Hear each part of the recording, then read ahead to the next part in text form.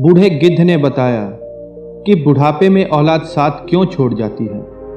आज का वीडियो आपको अंत तक अवश्य देखना चाहिए, क्योंकि बुढ़ापा तो एक दिन सभी को आएगा। जो आज बालक हैं वो कल युवा बनेगा, परसों जवान होगा और फिर बुढ़ापा स्वीकार करना ही होगा। चाहे कुछ भी कर लो, इनमें से किसी की नहीं सुनी जाएगी। ऐसा नहीं है कि कोई व्यक्ति अगर धनवान है और वो रिश्वत दे देगा तो बुढ़ापा नहीं आएगा। ऐसा भी नहीं है कि अगर कोई व्यक्ति बहुत अधिक बलशाली है और लोग उससे डरते हैं तो बुढ़ापा भी उसके डर से उसके पास नहीं जाएगा। चाहे कोई ज्ञानी हो, धनी हो, बली हो या गुणी हो, सबके सारे हुनर धरे के धरे रह जाएंगे जब बुढ़ापा उनके ऊपर आएगा तब। इसलिए ये जानकारी सबको सुननी चाहिए कि औलाद बुढ़ापे में साथ क्यों छोड़ जाती है। इस बात को समझने के लिए हमें इस कहानी को ध्यान से सुनना चाहिए। किसी जंगल में बड़ा भारी बरगद का वृक्ष था। उस वृक्ष पर हजारों तरह के पक्षी दिन भर तरह तरह की किलोलें करते रहते थे, या यूं कहिए कि जंगल के सभी पक्षी उस वट वृक्ष पर विश्राम करने के लिए जाते थे। कुछ पक्षियों के लिए तो वह वृक्ष स्थायी निवास था। उस वृक्ष पर रहकर पक्षी अपार आनंद की अनुभूति करते थे। कहते हैं जब हम किसी स्थान या किसी व्यक्ति के साथ लंबे समय तक रहते हैं तो हमें उस जगह या उस व्यक्ति से मोह हो जाता है। इसी तरह उस वट वृक्ष से उन पक्षियों को भी मोह हो गया था। एक बार उस जंगल में सूखा पड़ गया।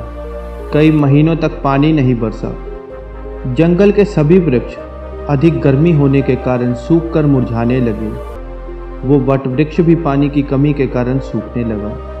सभी पक्षी धीरे धीरे उस वृक्ष से उड़कर जाने लगे।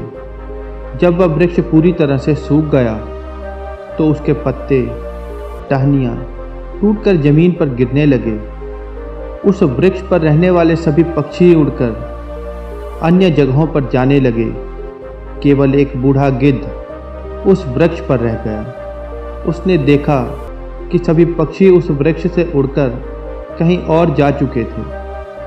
कुछ पक्षियों ने उस बूढ़े गिद्ध से भी चलने के लिए कहा, परंतु गिद्ध ने जाने से मना कर दिया। बूढ़े गिद्ध ने सोचा कि मेरा जन्म इसी पेड़ पर हुआ है, इसी पेड़ पर खेलकर मैं बड़ा हुआ हूँ। मेरे जीवन के सारे सुख इसी वट वृक्ष ने दिए हैं। आज जब इस वृक्ष पर विपत्ति आई है तो मैं इसे अकेला छोड़कर कैसे चला जाऊं। इस वृक्ष ने मुझे पाल पोस कर बड़ा किया है, दुख सुख में मेरा साथ दिया है। मैं इस वृक्ष का ऋणी हूँ।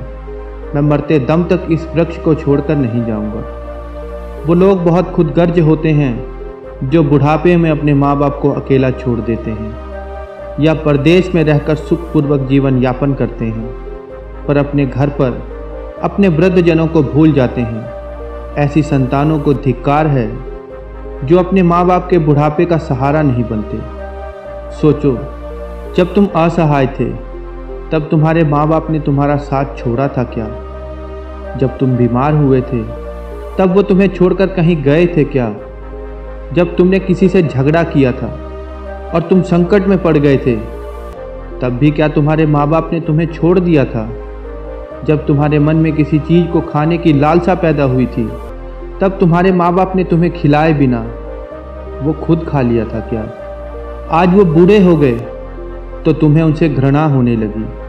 तुम्हारे लिए उन्होंने कितना कुछ किया, तुम उनके लिए इतना भी नहीं कर सकते कि उनके बुढ़ापे की लाठी बन जाओ। दर्शक बंधुओं, बूढ़े गिद्ध ने मरते दम तक वृक्ष का साथ ना छोड़ने की कसम खाई थी।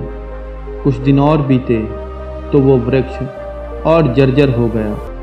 उसे दीमक खाने लगे, लेकिन गिद्ध उस वृक्ष को छोड़कर कहीं जाना नहीं चाहता था। वो दिन में थोड़ा इधर उधर घूमकर अपने खाने का प्रबंध कर लेता और फिर वापस अपने वृक्ष पर वापस आ जाता। जो पक्षी गिद्ध को छोड़कर चले गए थे, उन्होंने एक दिन सोचा कि गिद्ध काका अभी भी उसी वृक्ष पर बैठे रहते हैं, क्यों ना हम सब मिलकर उनके पास चलें और उनको समझा बुझाकर अपने साथ ले आए। यही सोचकर कुछ पक्षी बूढ़े गिद्ध के पास गए और उन्होंने अपने साथ चलने का आग्रह किया। वे कहने लगे, गिद्ध काका, तुम कहाँ इस सूखे वृक्ष पर बैठे रहते हो? इस वृक्ष का जीवन काल खत्म हो चुका है। मरे के साथ मरना कहाँ की समझदारी है। कहते हैं वही जीविका श्रेष्ठ है जिसमें धर्म की हानि ना हो। वही देश श्रेष्ठ है जहाँ कुटुंब का पालन हो। ये वृक्ष जर्जर हो गया है। दीमक इसे रात दिन गलाए जा रहे हैं। किसी दिन हवा के तेज झोंके के साथ ये गिर जाएगा। फिर तुम कहाँ जाओगे? विद्वान लोग कहते हैं कि शत्रु, कर्जा, अग्नि और बीमारी, इन चारों चीज़ों को समय रहते दबा देनी चाहिए। जो इनसे अपना समाधान नहीं करता है वो बेमौत मारा जाता है। इसी प्रकार तुम्हें भी किसी खुशहाल स्थान पर अपना निवास बना लेना चाहिए। मित्रों, समस्त पक्षियों के समझाने पर भी वो बूढ़ा गिद्ध उस वृक्ष को छोड़ने के लिए राजी नहीं हुआ। गिद्ध बोला, मित्रों, ये वृक्ष मेरे माँ बाप के समान है। मेरे माता पिता ने मुझे जन्म देकर इसी वृक्ष पर छोड़ दिया था। उनके जाने के बाद मैं इसी वृक्ष पर खेलकर बड़ा हुआ हूँ। बचपन के सारे सुख मैंने इसी वृक्ष पर पाए हैं। बचपन से बुढ़ापे तक का सफ़र भी मैंने इसी वृक्ष पर तय किया है। अब इस मुश्किल घड़ी में मैं इसका साथ छोड़कर कैसे चला जाऊँ? ये मेरी खुदगर्जी होगी। कहते हैं भक्त, शरणागत और सेवक, जो ये कहता हो कि मैं आपका ही हूँ, इन लोगों को संकट पड़ने पर कभी छोड़ना नहीं चाहिए। जो इन्हें संकट में छोड़कर जाता है उन्हें बहुत बड़ा पाप लगता है। जिसने आपका पालन पोषण किया हो और दुख सुख में आपका साथ न छोड़ा हो, जो भी व्यक्ति ऐसे माँ बाप को छोड़ता है वो जघन्य अपराध का भागी बनता है। ऐसी संतानों को कभी भी मनुष्य के योनि में जन्म नहीं मिलता। बुद्ध ने कहा, मैं इसी वृक्ष पर रहूँगा। गिद्ध की बात सुनकर सारे पक्षी निराश हो जाते हैं। वे लौटकर चले जाते हैं। जाते हुए कुछ तो कहने लगे कि भैया, इस वृक्ष की तरह इस बूढ़े गिद्ध काका की भी बुद्धि सठिया गई है, इसलिए इसे हमारा समझाना अच्छा नहीं लग रहा है। अगले दिन कुछ पक्षी उसे फिर से समझाने के लिए आए, लेकिन गिद्ध ने जाने से मना कर दिया। इस बार सारे पक्षी लौटकर अपने घर नहीं गए। वो सभी सीधे इंद्र के पास गए और उन्हें सारी बात बताई कि हे भगवान, हम जिस वन में रहते हैं वहाँ कई वर्षों से पानी नहीं बरसा है। पूरा जंगल पानी के बिना सुन्न पड़ा है। पेड़ पौधे सूख चुके हैं। जंगल के सभी जीव जंतु उस जंगल को छोड़कर दूसरी जगहों पर चले गए हैं। पर दुख की बात तो ये है कि जिस बरगद पर हम रहते थे उसी बरगद पर एक बूढ़ा गिद्ध भी रहता है। हम लोग तो उस पेड़ को छोड़कर चले आए, पर वो बूढ़ा गिद्ध उस बरगद को छोड़कर कहीं और जाना नहीं चाहता। वृक्ष सूखकर जर्जर हो चुका है, वो कभी भी गिर सकता है। हम सब उनको समझाने गए थे, पर वो उन वृक्ष को छोड़कर जाना ही नहीं चाहते। वो कह रहे थे कि मैं मरते दम तक इस वृक्ष का साथ नहीं छोड़ूंगा।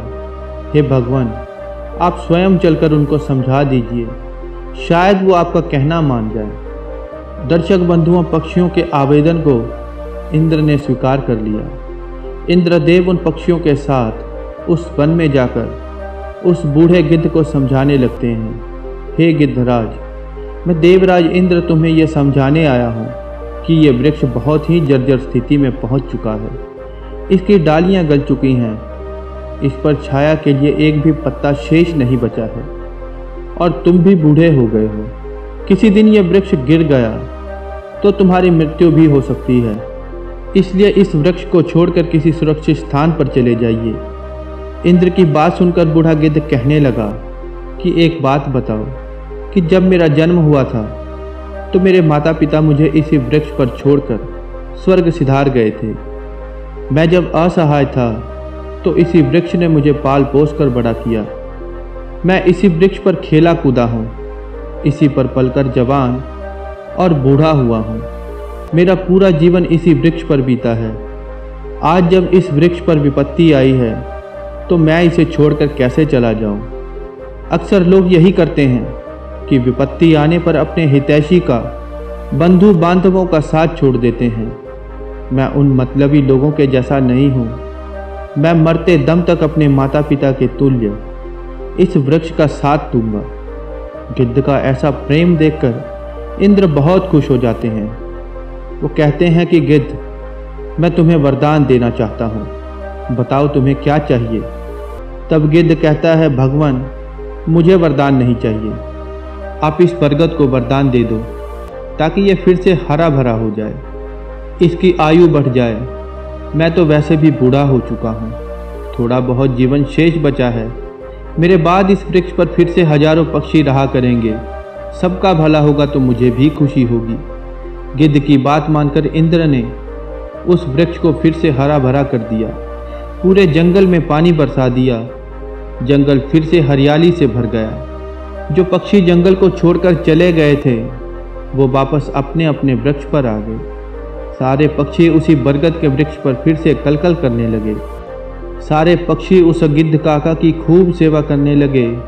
उनके लिए भोजन पानी का प्रबंध वही पक्षी करते थे।